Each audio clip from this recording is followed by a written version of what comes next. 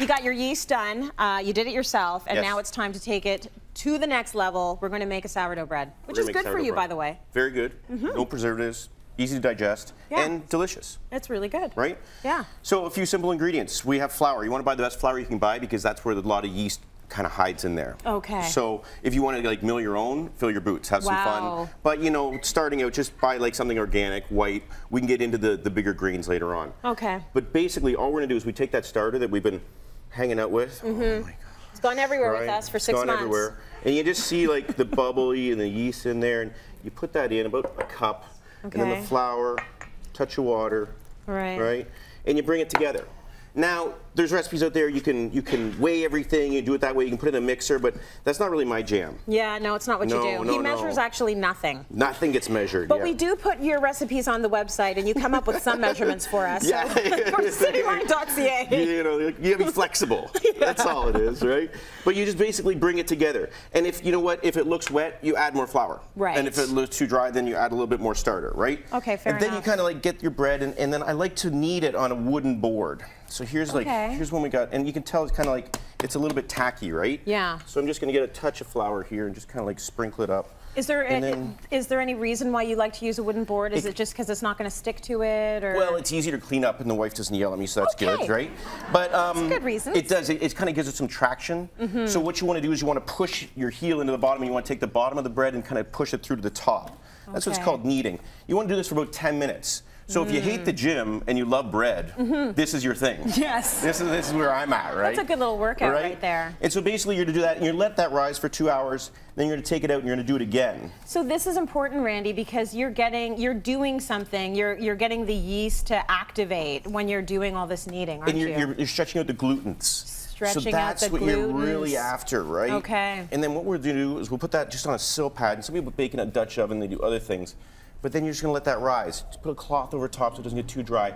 Sit there, let it go up another 2 hours, and once it doubles, you're basically good to go. Okay. Then you want to score the top, right? Yeah. Just with a sharp knife, and bake at about 450 degrees for 20 minutes, and then another 400 degrees for another 10 minutes after that. Okay. But basically, if you thump on it in the oven and it kind of thumps back, it sounds hollow, you're good to go. Okay. Right? That's a good way to figure it out. Here's the goal. Oh, it's so beautiful. Aren't you Isn't that gorgeous? Aren't you a gorgeous child? What a beautiful baby. You see the score. Oh, he looks like Daddy. Oh, right? So cute. Now understand, it's not easy to get here. Right. This is kind of like playing golf. It's supposed to be really hard, and you're going to have a lot of failures, but the failures will still be better than what you're going to find in the store. That's right. I mean, it's lessons you learn along the way, and that's what happens when you want to create something from scratch, but that's okay. And it also doesn't need to look that perfect. No, it could be flat, it could be a little dark, it could be a little white, it's okay. That's fine. But the idea is behind it is that, you know what, it's a work in progress. Yes. And understand, this is about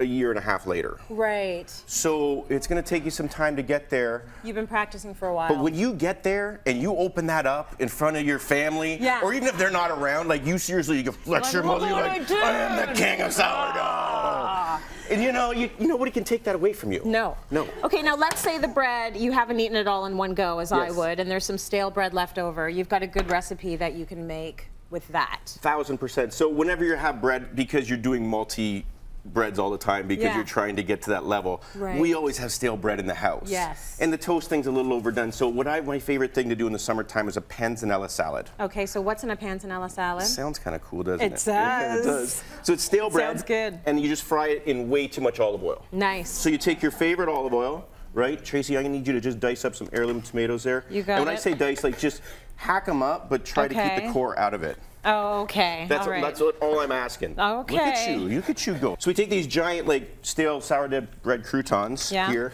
fry them in some olive oil, a little bit of pepper. We add some garlic, right? Nice. And then some red onions. Ooh. We just don't really want to cook the red onions too much. We just want to kind of braise them a little bit, just kind of give them some heat. Do you think that's enough tomatoes for you? Give me more tomatoes, a little bit larger, like 10 times that size. Like big chunky pieces? Freddy Krueger, hack it up. Like you can get your 6-year-old to do this kind of thing, right? All right, You can be really rough. Like this is a garden kind of home style, like Italian kind of thing. Okay, right? You're speaking my language. You like the way that's going? Well, I like that because I don't have to be very specific about what I'm doing. I've never seen you hustle so hard. I'm really impressed well, the pressure's on. The pressure is on. So you know it's ready when you start seeing the caramelization and the red onion starts to change color a little bit. Just just gonna hit it with a touch of vinegar. Yeah. So basically you're making your vinaigrette right in the pan. Ooh, nice. You ready for this? Ready for it. We're gonna take way too much basil. Yeah. We're gonna tear it up, leaf it in. So you want all of that fresh stuff from the garden that we're all growing right now? You got it. Take that, bring it in. And oh then man, that smells good. Give it to me. Hold on, I gotta do this one. Okay, go. Thank you. You're very welcome. In it goes, right? Now, this is gonna be so delicious and so beautiful, and all the juices from those tomatoes are just gonna come out and soak up that bread, and it's gonna kind of make it nice and fresh again. Beautiful. You're gonna put this on the table, and people are gonna freak out. It doesn't even need cheese. Okay. I just said that. Yeah, everybody else who wants to do feta or Parmesan or something like that, you put that on the table with some fresh cracked pepper. That's beautiful, Randy. Yeah. Oh my there goodness. Give it up for Chef Randy.